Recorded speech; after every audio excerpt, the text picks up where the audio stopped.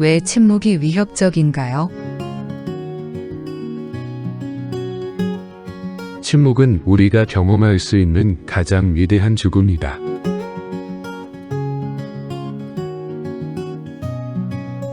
평범한 죽음은 그것에 비하면 아무것도 아니다. 왜냐하면 평범한 죽음은 다시 태어날 씨앗을 가지고 있기 때문이다. 평범한 죽음은 실제 죽음이 아니다. 진정한 죽음은 침묵으로 다가온다. 침묵이 완전한 죽음이다. 그래서 사람들은 침묵을 두려워한다. 선에서는 이를 위대한 죽음이라고 부른다. 왜 침묵을 죽음이라고 부르는가? 침묵 속에 있을 때 더 이상 존재하지 않기 때문이다. 그대가 존재할 때는 소음의 상태일 때 뿐이다. 마음이 쓰레기들로 가득 차 있을 때만 존재한다. 미친 상태일 때만 존재한다. 미친 상태에서만 존재하고 건강한 상태에서는 사라진다. 에고가 존재하기 위해서는 절대적으로 신경쯤이 필요하다. 일단 신경증이 사라지고 떠들썩거리는 마음이 가라앉으면 그대는 없어진다. 아무것도 없는 것이 아니라 무엇인가 존재한다. 그러나 그대는 그 무엇인가와 동일시하지 못한다. 알 수 없는 그 무엇. 전에 본 적도 없고 꿈도 꾸지 못했던 그것. 완전히 낯선 존재. 지금의 그대와 단절된, 연결되지 않은 무언가가 존재한다. 그래서 두려운 것이다.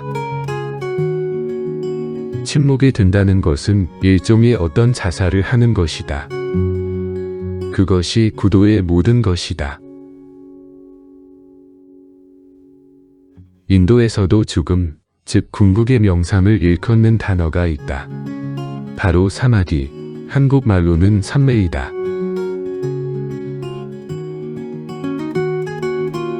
삼매에는 두 가지 의미가 있는데 죽음이라는 뜻과 초의식의 궁극적인 성취라는 의미가 있다.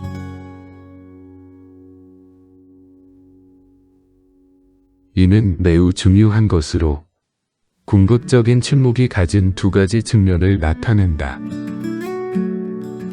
한편에서 보면 그대는 죽는다. 늘 그래왔던 그대, 과거인 그대로 다시는 되돌아가지 못할 것이다. 옛 그대는 단순히 증발해 버린다. 다르게 변형되거나 어떤 식으로든 과거와 연속적이지 않다. 그대 안에 일어난 새로운 의식은 옛 그대와 아무 관련이 없다.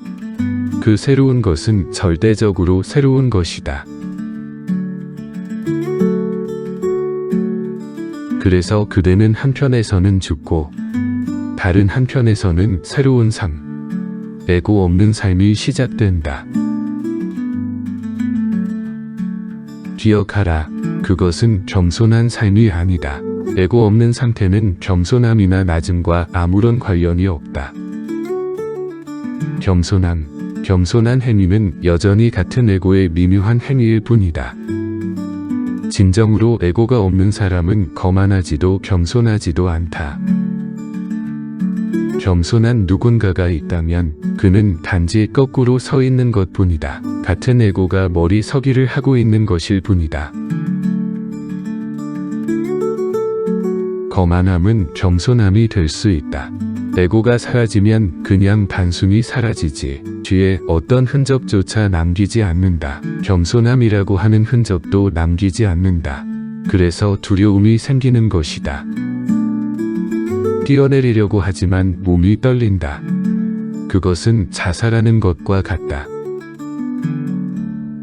그대는 묻는다. 왜 침묵이 위협적인가요? 첫째, 그것은 죽음이다. 둘째, 그대가 알고 있는 그대의 마음의 모든 것. 그대가 알고 있는 그대 자신의 모든 것, 그대가 동일시하는 모든 것들은 사회에 의해 주어진 것이다. 그것은 빌려온 것이다. 그대의 정체성은 빌린 것이다. 그대는 그대가 누구인지 모른다. 그대는 단지 다른 사람들이 그대라고 말하는 것만 알고 있다. 침묵 속에서 이러한 모든 의견은 사라질 것이다. 침묵 속에서 그대는 걸친 것 하나 없는 알몸으로 나타난다. 완전한 외로움 속에 새 알몸으로 나올 것이다. 나는 그것을 새 알몸이라 부른다. 왜냐하면 그것을 바꿀 방법이 없기 때문이다. 그대는 사람들과 함께한다는 놀이를 계속할 수 있지만 근본적으로 내면 깊은 곳에 그대는 홀로 남는다. 홀로 있음은 변질될 수 없는 우리의 본질이다.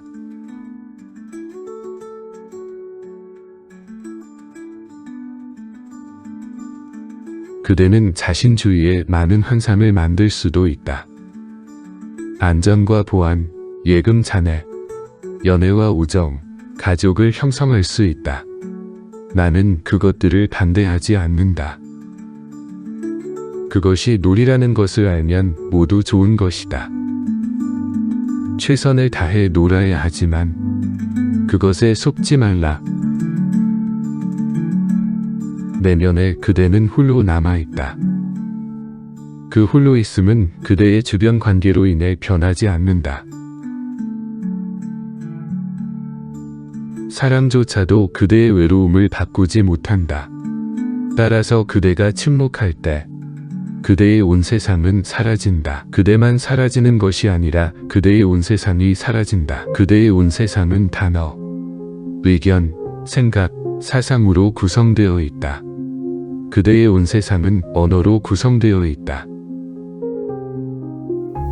기독교인들이 태초에 말이 있었다라는 그들의 말이 옳다. 세상의 마지막에도 말이 있을 것이다. 말이 끝나는 날, 그대는 다시 근원으로 들어간다. 언어가 사회이고 마음은 사회적 산물이다. 그대는 사회가 아니며 개인이다. 우리의 모든 안전성은 사회와 함께 있다. 따라서 침묵에 들어서는 순간 큰 불안감이 일어나기 시작한다. 자신이 누구인지조차 모르고 떨기 시작한다. 엄청난 긴장감이 일어난다. 선에서는 이것을 위대한 의심이라고 부른다. 그것은 일별에 근접한 모든 사람에게 찾아온다. 위대한 의심의 순간이다.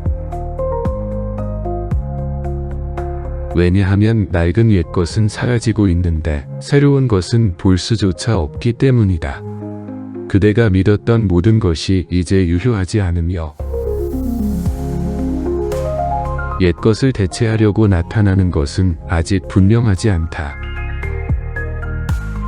그대는 림보 자세를 취한 것 같은 모호한 상태로 떨어진다. 그 떨림, 그 고뇌, 그 불안, 큰 의심으로 인해 되돌아가고 싶을 것이다.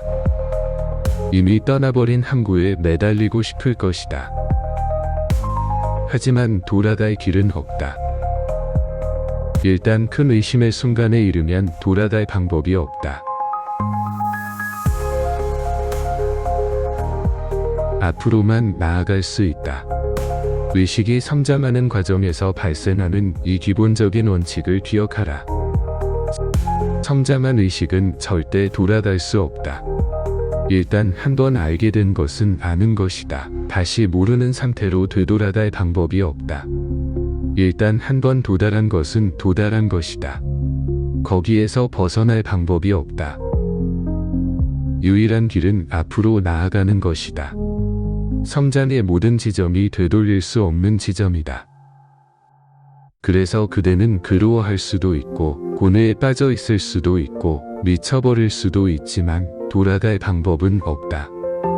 바로 이 큰 의심의 순간에 스승이 필요하다.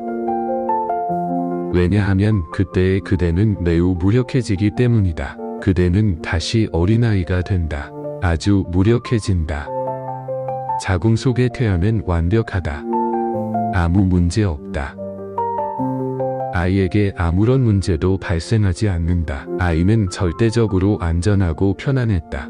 아이는 인생에서 다시는 그렇게 안전하고 편안한 삶을 살 수 없다. 자궁 안의 9개월은 사치스러운 마지막 순간이었다. 걱정할 일도 책임질 일도 없었다. 아늑하게 떠있는 편안한 휴식의 기간이었다.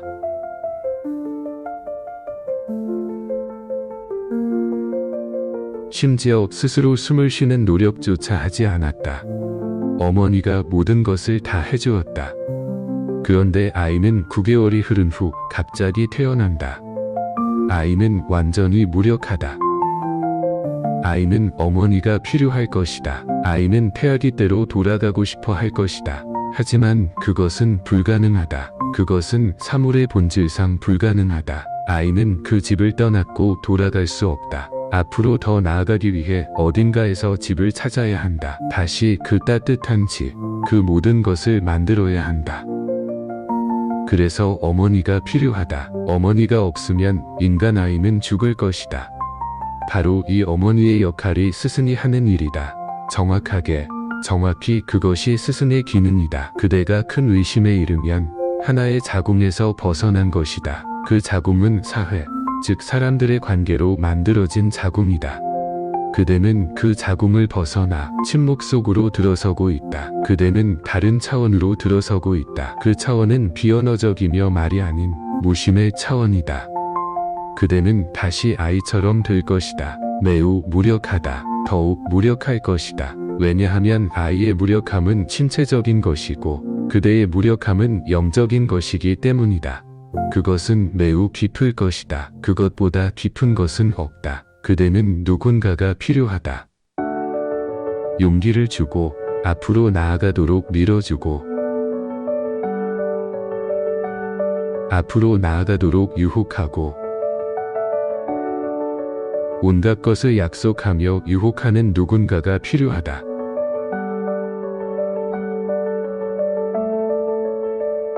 일단 큰 의심의 순간을 통과하게 되면 침묵은 더 이상 위협이 아니다. 그때는 그것이 바로 축복이다.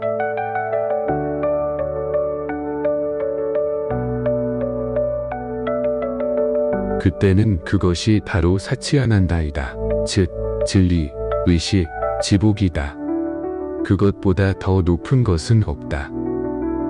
그러나 그 전에 마지막 장벽이 무너지기 전에 과거에 대한 집착을 버리기 전에